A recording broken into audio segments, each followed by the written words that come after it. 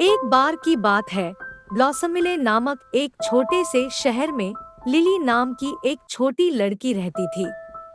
Lily एक हंसमुख और कल्पनाशील बच्चा थी। हमेशा स्कूल जाने से बचने के लिए रचनात्मक बहाने बनाता थी।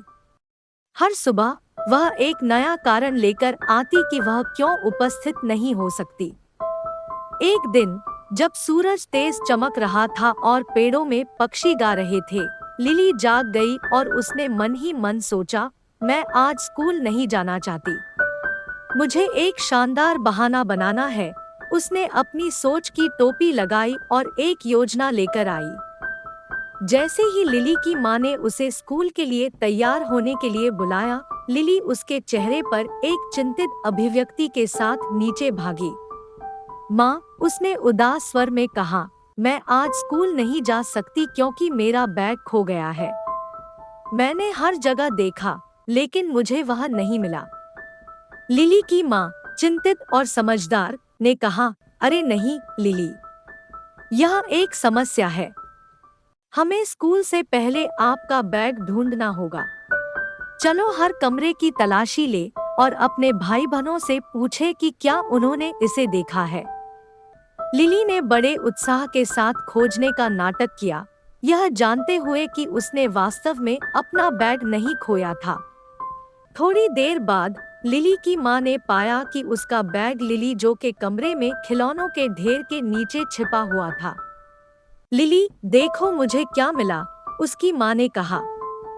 लिली ने आश्चर्यचकित होने का नाटक किया और कहा, ओह वाह, मैंने इसे अनदेखा कर दिया होगा।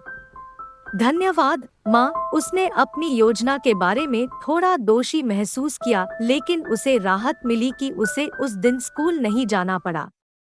अगली सुबह लिली उत्साह के साथ जागी, स्कूल छोड़ने का एक नया बहाना सोच रही थी।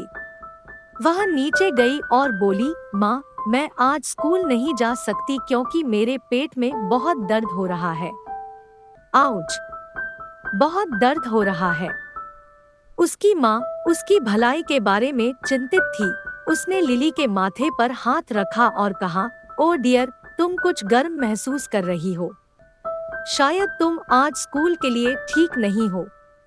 चलो तुम्हें वापस बिस्तर पर ले आते हैं और मैं आपको बेहतर महसूस कराने में मदद करने के लिए कुछ गर्म सूप बनाऊंगी।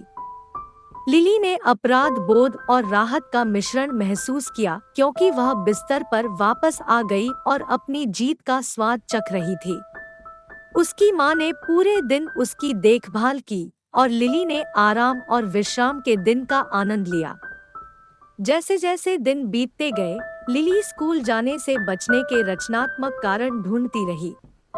खोए हुए होमवर्क से लेकर काल्पनिक पालतू आपात स्थितियों तक लिली बहाने बनाने में विशेषज्ञ बन गई। लेकिन गहराई से वह जानती थी कि स्कूल महत्वपूर्ण था और वह इसे हमेशा के लिए टाल नहीं सकती थी।